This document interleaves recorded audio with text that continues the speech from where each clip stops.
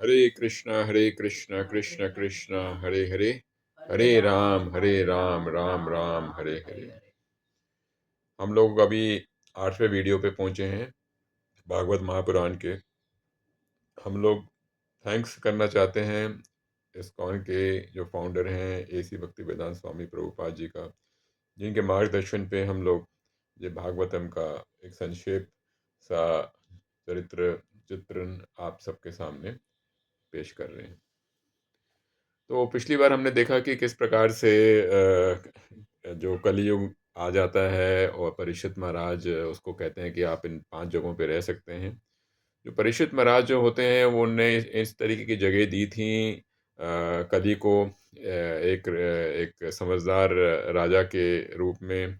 और उनने ये निश्चय किया था कि वो अपना जो धन है, उनका जो समय है, वो सब अपने राज्य में इस तरीके से लगाएंगे ताकि जो राज्य में सफाई बनी रहे, दया बनी रहे और जो त्याग है वो भी बने रहें, जो कि तीनों एक किस्म से जो वो जो गाय के जो पैर होते हैं जो कट चुके होते हैं, वो 3 जो हैं, ये 3 जो हैं वो धर्म की स्थापना एक किस्म से वो कर सकें। इस प्रकार से उन्होंने कली को कोई एक किस्म से मौका नहीं दिया ताकि कली जो है वो अपना जो है अपना जो इम्पैक्ट है वो उनके राज्य में कर सकें। और कली जो था वो उनके राज्य में रहता था तो बहुत भय से रहता था और उन्हें पता था कि अपने उनको सीमा के अंदर ही रहना है। तो ये इस प्रकार से कली के बारे में आगे हमें वर्णन मिलता है।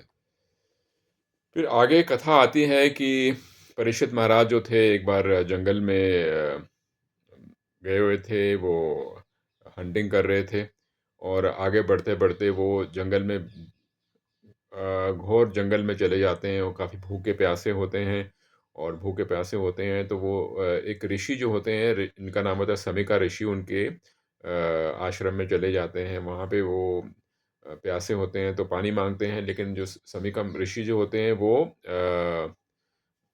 ध्यान में होते हैं, ध्यान में मगन होते हैं। तो कुछ समय के लिए परीक्षित महाराज को क्रोध आता है और वो क्रोध वहाँ पे एक मरा हुआ सर्प होता है। सर्प को लेके वो समिका मुनि के गले में डाल देते हैं। तो इस प्रकार से कथा आगे बढ़ती है।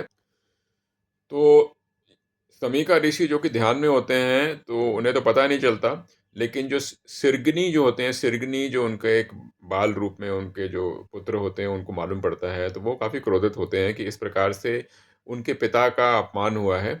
और जो सिरगनी होते हैं बाल रूप में, बाल बुद्धि के साथ, वो परीक्षित महाराज को एक कर्स दे देते हैं कि भाई तुमको 7 दिन के बाद तुम्हारी मृत्यु हो जाएगी और तब तक जो सर्प है वो आके आपको काटेगा और इससे आपका नाश हो जाएगा। जब समीका ऋषि के जो आँख खुलती है तो उन्हें मालूम पड़ता है कि इस प्रकार से उनके पुत्र ने परीक्षित महाराज को श्राप दे दिया, तो वो काफ़ी दुखी होते हैं। उनको बहुत बुरा लगता है कि ऐसा नहीं करना चाहिए था, ये तो बहुत ही छोटी-सी चीज़ थी और इसके लिए उनको श्राप नहीं देना चाहिए था।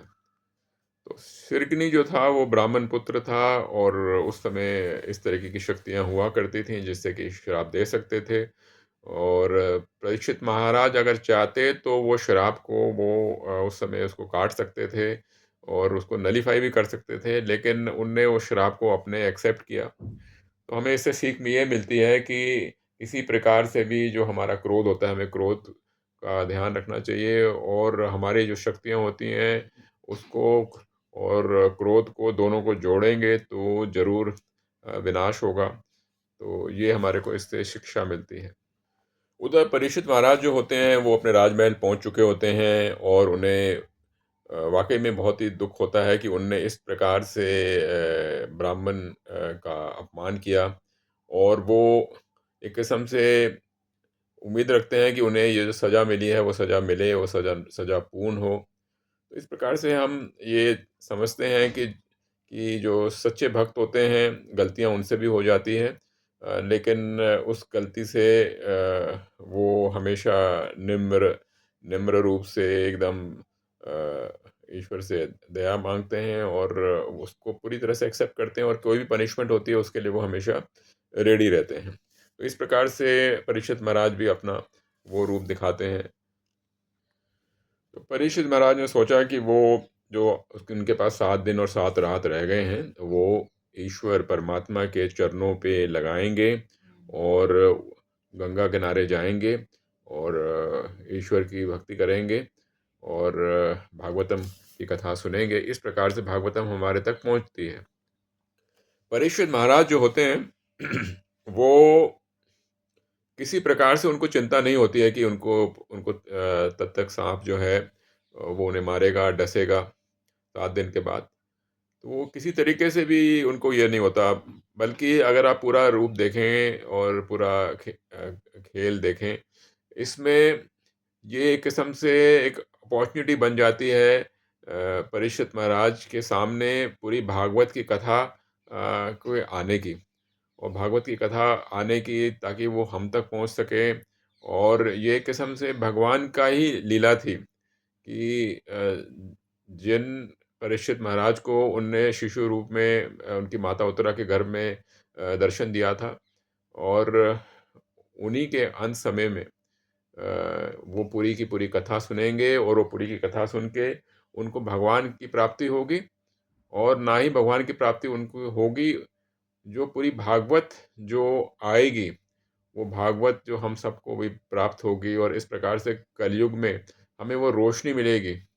हमें वो दिव्य रोशनी मिलेगी, जो कि जबकि कृष्ण भगवान जो कि इस भौतिक जग को मतलब कि अपने फिजिकल रूप में चले गए थे, उसके बाद जो एक किस्म से वो गैप रह गया था, वॉइड रह गया था, वो भागवतम के रूप में पूरा होगा। तो भागवतम जो है पूरा का पूरा कृष्ण भगवान के ही स्वरूप है। एक एक शब्द जो है वो कृष्ण भगवान का ही स्वरूप है।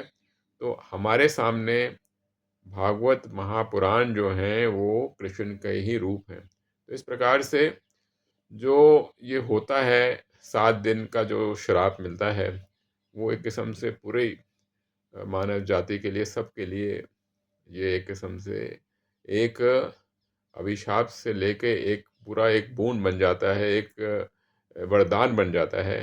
क्योंकि पूरी भागवतम की कथा जो है वो 7 दिन में बताई जाने वाली थी, जो कि हम सब लोगों तक पहुंचने वाली थी। तो ये खबर सुन के सब लोग गंगा किनारे पहुंच जाते हैं। परीक्षित महाराज भी पहुंच जाते हैं, नारद मुनि जी भी पहुंच जाते हैं, व्यास देव भी पहुंच जाते हैं, और बाकी काफ़ी सारे लोग, गणमान्य लोग जो होते हैं, वो सब वहाँ पे ऋषि मुनि लोग सब पहुंच जाते हैं। तो परीक्षित महाराज उस समय पूछते हैं कि सब जो है, हम सब प्राणी हैं, उनकी क्या ड्यूटी क्या है, श्रेष्ठ ड्यूटी क्या है, और ख़ास तौर पे मृत्यु के समय में क्या हमारी ड्यूटी होती है, क्योंकि हम सब लोगों को मृत्यु प्राप्त करनी है। तो उस समय हमारी क्या ड्यूटी बनती है। तो भागवतम का जो मूल है वो ये है कि हमें किस तरीके से जीना है, तथा किस तरीके से हमें अपना शरीर त्याग करना है। ये दो चीज़ें जो हैं, इसका उत्तर हमें भागवतम में मिलता है।